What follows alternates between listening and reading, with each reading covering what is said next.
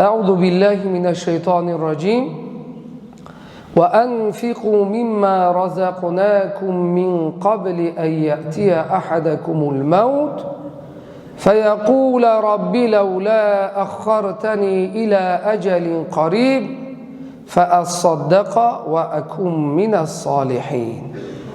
İnsonga o'lim kelgan paytda inson aytar ekan, Alloh taolo aytayaptiki, sizlarda har biringizga o'lim kelganda ey Robbim meni ozgina tirik qoldirsangchi der ekan.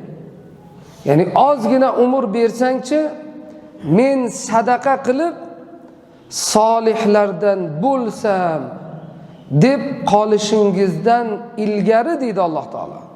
Biz sizlarga rizq qilib bergan narsalardan ihson qiling deydi. Ya'ni o'sha kun kelishidan oldin qiling deydi. Chunki har bir inson o'limga yuzlangan paytda Allohdan shuni so'rar ekanda, ey Robbim ozgina umr bersang, sadaqa qilsam, solihlardan bo'lsam der ekan inson.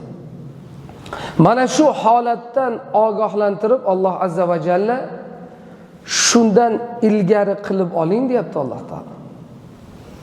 Shart emas o'limimizni kutib turishligimiz, u paytda nima yo'q, qaytishlik yo'q keyin. Keyin u imkoniyat berilmaydi.